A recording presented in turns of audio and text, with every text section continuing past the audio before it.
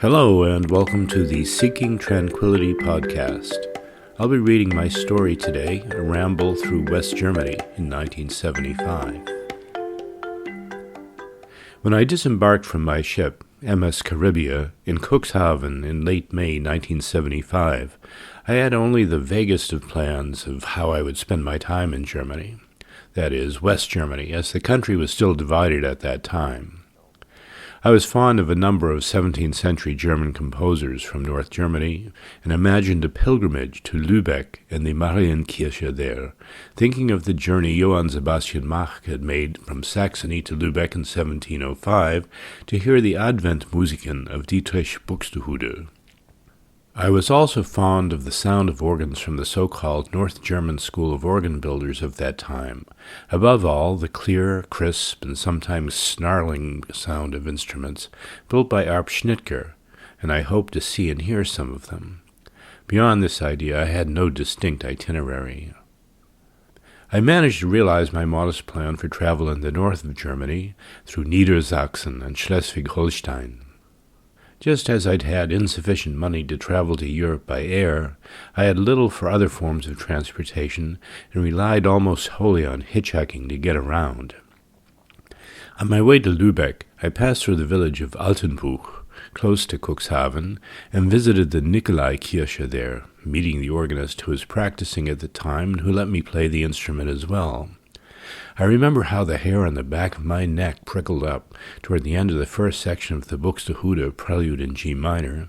He pulled the organ stop that activated the Zimbelstern, a star with bells attached that would rotate and create a cascade of enchanting chimes. When I finished that section, I stopped playing, and the Zimbelstern continued. We listened for a few seconds as the sounds of the bells reverberated throughout the church, then just looked at each other and laughed. Then on to Lübeck to visit the Marienkirche and to discover the wonderful Lübecker Schwarzbrot, the delicious chocolate-covered marzipan for which the city is well known. The sailors aboard Caribia had recommended that I visit Hamburg, and I did, but not to the centers of illicit nightlife they spoke of. The city reminded me of Boston, which by now I had come to think of as home. The brick buildings, the low profile of the city skyline with church steeples rising here and there, the basin of the Alstersee, a body of water formed by a dam in the Ulster River, reminding me of the Charles River and the Esplanade in Boston, and the sounds of gulls and other birds hovering above.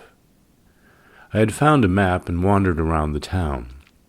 I had one concrete destination, the Hauptkirche St. Jacobi, to see the famous organ built by Schnitger in the late 17th century. Sadly, no chance to play this one, though I did get to examine the console with its split sharps. But there was so much more to see and experience in Hamburg. I had my first taste of Alsterwasser, a slightly sweet and effervescent mix of lemonade and beer, a refreshing drink on a hot day, and something I would never have imagined. Then time wandering around the Speicherstadt, or warehouse city, an extraordinary quarter of large brick warehouses that had served trading ships on the Elbe River. I've visited there since, and it's now a much more respectable and vibrant part of town. When I departed Caribia in Cuxhaven, the first people I encountered were Americans. 2 young men with white shirts, ties, and sport jackets standing in the warm sun outside the customs area of the docks. They greeted me in German with roundly inflected American accents. They were Mormon missionaries and handed me a pamphlet entitled Was ist eigentlich Mormonen? What is Mormonism, actually? But after a brief conversation about polygamy, I moved quickly on. I later encountered another evangelist in Hamburg, standing on the rim of a fountain, speaking over the sound of water to a small crowd, Bible tucked under his arm, a female companion standing nearby. 2 men, one holding a bottle of wine and both influenced by it, kept interrupting with irreverent questions. One called out, Ist ein Mann mit langen Haaren eine Perversion? Is a man with long hair a perversion? And the answer came back, Absolut, creating gales of laughter. Then more questions in the same vein. Eventually the ridicule became too much and the evangelist stepped down, only to be confronted with a worse humiliation. The two drunks announced that they would baptize the poor fellow, and poured the remaining contents of the wine bottle over his head. He walked away dejected with his companion, and I had, by then, seen enough. As I traveled throughout the country, I was constantly struck by the small differences in all things that were conceptually the same as I knew them in the U.S., but in Germany were different in important details. For example, learning to make a collect call, an Ergespräch, home to tell my parents I'd arrived safely in Germany was a learning experience, starting with being confounded by German public payphones, then coming to understand that I needed to do this from the post office. There I completed a form on a slip of paper with the details of my parents' phone number and location. Then I waited to be notified that the call had been connected. Then I proceeded to the designated booth and had my brief chat. I was struck, too, when hitchhiking, that whenever a car stopped for me, the driver would kill the engine while I climbed in. Then again, turn off the engine at every red traffic signal. Before turning green again, the yellow lamp would come on simultaneously with the red to indicate that it was time to restart the car. This mindfulness of economy and conservation impressed me in other contexts as well, such as the perseverance of return bottles for liquids in the food shops and people carrying their own bags and baskets to shop for food. These were no longer common back home. Hitchhiking was a relatively reliable way of getting around. I made my way south following an arbitrary route determined largely by the destination of the person who picked me up, thereby causing me to visit places well off the map of tourist destinations, some of which I'd never heard of before. I went as far south as the Black Forest, visiting Calw. The driver was a resident, told me proudly that it was the birthplace of Hermann Hesse, and Freiburg im Breisgau, then eastward to Munich, north through Franconia to Nuremberg, with a side trip to the medieval walled village of Rothenburg ob der Tauber, and then again through Kassel, Braunschweig, Hildesheim, Hameln, Hanover, Celle, and Lüneburg. Hitching rides was, in retrospect, part of the adventure, and I found the conversations I had with many of the drivers interesting and informative. Perhaps more women than men picked me up, women my mother's age, most of whom explained that it was dangerous to hitchhike, and that they worried about me, the way they would worry about their own sons had they been traveling that way. One told me the story of her husband, a soldier during the war who had left in 1942 and only returned home in 1955 after years of detention in the Soviet Union. Others offered advice intended to keep me safe during my travels. One gentleman who gave me a ride late in the day thought it unreasonable that I would expect to reach my destination, Freiburg im Breisgau, that evening, and took me to his home in Heilbronn for dinner with his family and provided a place to sleep on the living room couch. I awakened in the morning hearing the voice of his young daughter standing next to me as I lay on the couch. "Vati," she said, "der Mann ist tot." "Daddy, the man is dead." I had, in fact, slept well after the fine dinner they had fed me, and I enjoyed a lovely breakfast as well.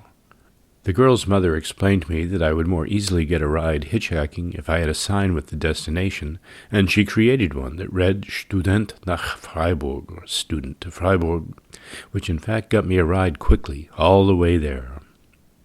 I also had a couple of those experiences that one's parents warn you about when they say it's dangerous to hitchhike. One of them shook me up a bit. A fellow in a white van picked me up and seemed amiable enough until he said something I didn't quite understand. I understood him literally, but I didn't understand his meaning. As I recall, his words were, "Ich mache dir einen schönen Reißverschluss," or "I'm going to make you a beautiful zipper." When I didn't comprehend, he withdrew a long knife and made upward slashing motions with it, while alternating his stare between me and the roadway. He went on to say more specifically that he was going to make me a zipper in my gut. I somehow managed to get him to stop and got out in the middle of nowhere. This was one of the nights I slept outside at the side of the road in my sleeping bag, reflecting on what the hell I was doing. I learned thereafter that many towns and cities had a Mitfahrerzentrale, essentially a bulletin board where people traveling by car would advertise for companions who would share fuel costs. I took advantage of this several times, but still hitched rides when this wasn't an option. I've now lost many of the memories of this long and arbitrary journey, but moments stand out. In Munich, I stayed at the Jugendgästehaus, or Youth Guest House, in the south of the city, and took the tram into the center on Sunday morning to attend Mass at the Michaeliskirche there. It's a beautiful Baroque church of the Jesuit order. The trams had signs that asked one to give up one's seats for Kriegsbeschädigte, those wounded in the war. Such men were not an uncommon sight at that time. The church had an orchestra and chorus which were to perform a Mozart Mass that day. It was wonderful, not just for the music, but also the pomp of the religious ceremony. The large thuribles, or incense burners, flanking the altar, hanging from chains and swinging dramatically to and fro, aromatic smoke issuing from them and engulfing the congregation. The priest, chanting, walking through the church, casting holy water from his goupillon onto the faithful, just as my grandmother used to do with holy water during a lightning storm. The music was unlike anything I'd ever heard in a Catholic church. The Mozart Mass, of course, but the strong congregational singing as well. I had lost all enthusiasm for religion by this time, but there were genuinely thrilling moments in this ritual. A few years later, when I came to live in Munich, I remembered the experience and often went to Mass there for the music and the spectacle. Food made its impression as well. I ate cheaply, often buying at bakeries and butchers or street vendors, almost never on my own at restaurants. In the early mornings, the scent of bread baking signaled that a bakery was nearby. Such wonderful breads. I had learned that in the morning one could purchase a still warm bread roll, called a Brötchen or Semmel, depending on where you were, and an optional thick pat of butter, making a modest but delicious breakfast. There were sweet things as well, though on my budget these were a rare indulgence. I still can't decide whether I prefer bakeries in France to those in Germany. I also love the things created at the Metzgerei, and the butchers specialize in sausages. Above all, the soft Kalbsleberwurst, or veal liverwurst. I learned to avoid the inexpensive Leberkäse, which is literally liver cheese, although it contains neither liver nor cheese, which is common in South Germany, and which I thought of as the spongy first cousin of Spam. Kind people who had picked me up in their cars sometimes also treated me to a restaurant meal. I was introduced to some specialties this way. Sülze in Hessen, a kind of pork head cheese made with aspic, Hoppelpoppel, an egg dish, and Eisbein, or roasted ham hocks, further north. The latter were called Schweinshaxen in Bavaria. I recall standing and watching the rotisserie of a place in Munich called Haxenbauer, an old restaurant that specialized in them, watching the beautifully roasted ham hocks rotate, teasingly dripping fragrant bits of fat until they were brown and crisp. My finances were such that all I could do was stand and imagine how delicious they must be. By the end of my trip, I had lost a lot of weight. When money began to run low, I headed back to Cuxhaven and made the rounds of the ship's chandlers and brokers looking for a ship headed to the U.S. Luck was not on my side, so I had to do some reckoning. I found a travel agent whose advice, given my meager budget, was to take the ferry from Hoek van Holland to Harwich, England, and then the train to London and Heathrow. Those were the days of standby flights, where one could wait at the airport to learn whether a flight was full or not, then purchase a seat from what remained at a significant discount. I took the advice and found myself living at Heathrow until I was able to find an affordable standby seat and bring my adventure to an end. I was to return to graduate school at the end of summer and stay with my parents in Massachusetts until then. I talked incessantly about my trip and my observations, some of which caused my parents to remark that they remembered when things were like that when they were younger. In some cases, they saw the differences I described as evidence of America's progress and advancement over Europe, which they had felt had clung to old ways simply because of lesser prosperity or inventiveness. But in the days and years thereafter, I remembered the greater awareness of waste I'd witnessed and tried to live better. I also found myself looking for and cooking the foods I'd enjoyed, the beers I'd tasted, and I even identified a shop where I could buy the Lübecker Schwarzbrot. I've traveled much in Europe since then, Indeed, I've lived here now for some 15 years, not counting a year in Munich between 1978 and 1979. Influence from the United States is everywhere apparent and has resulted in many changes. German was easier to learn 5 decades ago, I think, since far fewer Germans spoke English at a high level. Now many younger Germans I meet speak not just perfectly, but colloquially. It's harder for a foreigner to hold a conversation in German.